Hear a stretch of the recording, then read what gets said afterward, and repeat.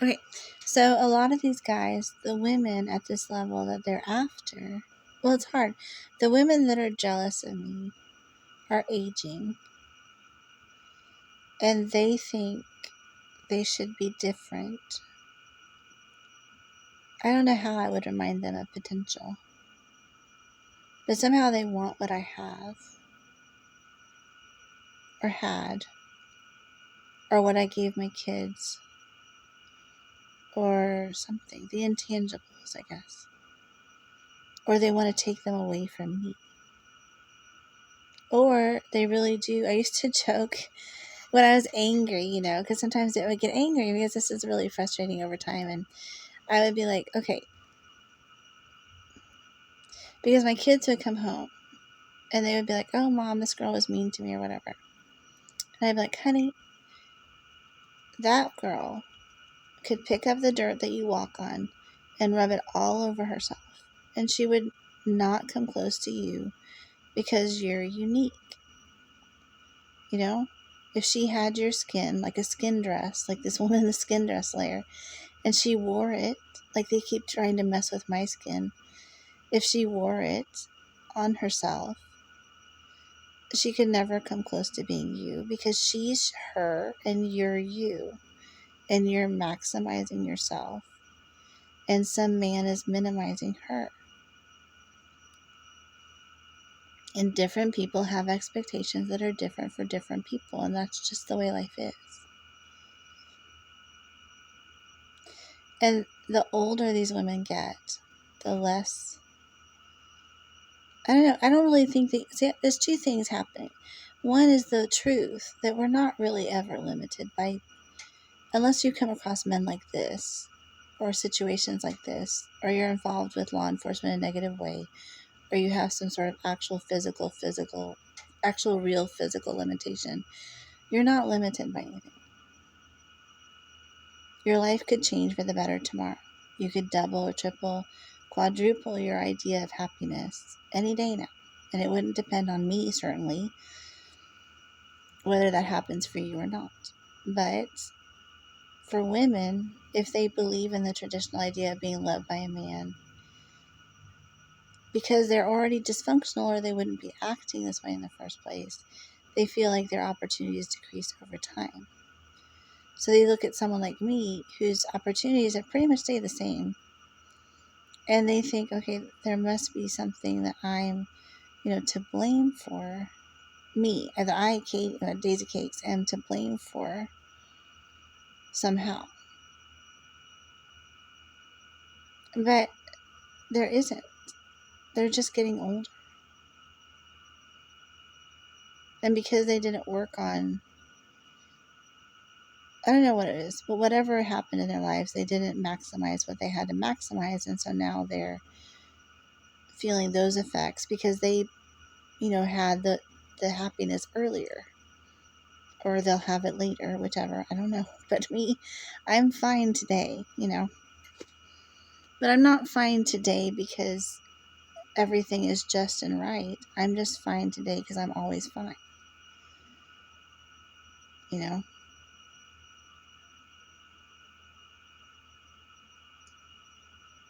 I could be slaving away in a cotton field and I would be fine. But that doesn't mean that that's right, or that's where I should be, or that's what I should have, or that the treatment of me is correct. It's very hard to explain, but that's why we have statutes, is because there are crimes being committed here, and those aren't okay. And it's crazy, y'all.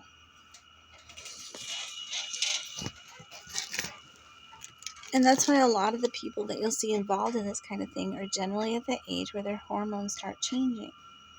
Because when men lose testosterone, which a lot of these guys are losing either by choice or by time, then they start getting angry to get the testosterone back. And there's lots of books, and I hope you'll read them.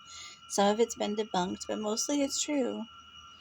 And that's why in prison they tend to sort of feed people high carbohydrate, high junk food, high caloric, high sugar, high estrogen type foods. And why there's sort of a general two general body types in prison. There's either sort of the food castrated type person or the high cortisol super fit person.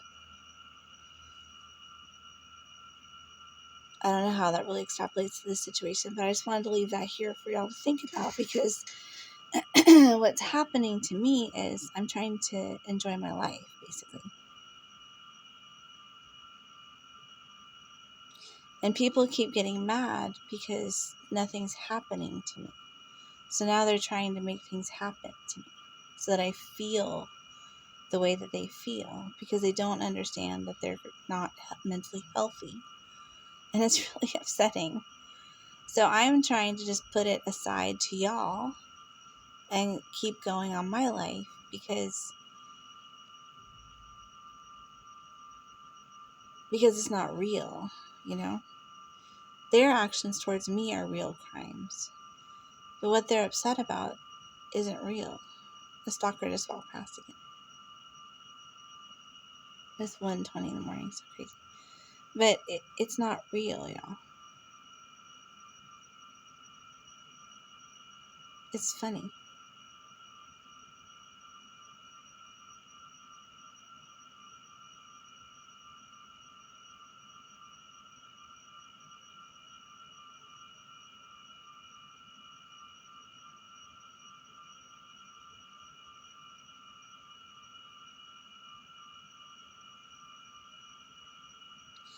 And it's so interesting because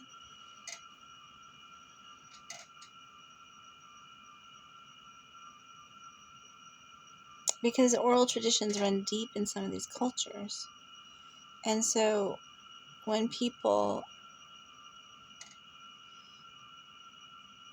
they might meet people and they might hear these smear campaigns passed on by word of mouth, and they take, and especially if they have reading difficulties or some kind of other difficulties with personality differences with dealing with other people, they may put a lot of weight on oral stories from other people.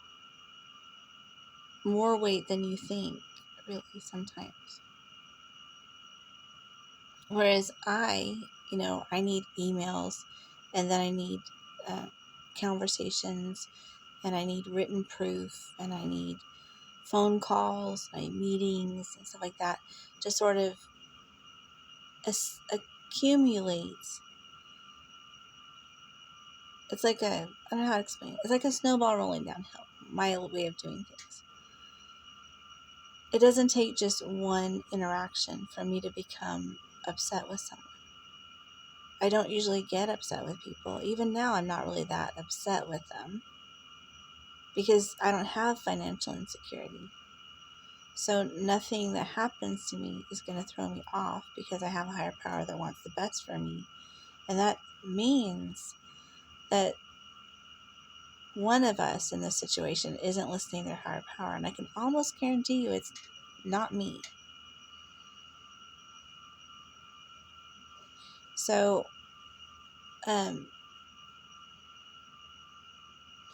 so these people that react to these oral traditions that don't really need anything to go on besides a few words from someone to become enraged and embark on a 20+ year vendetta against people, that's dysfunctional.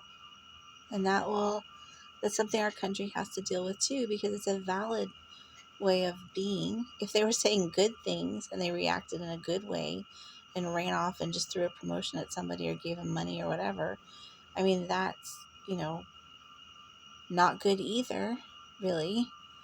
But it tends to go unnoticed. But the negative stuff doesn't. And, this is happening in our schools, it's happening in our businesses, it's happening everywhere. Because there's a culture clash going on that's huge in our country, and we need to pay attention to it.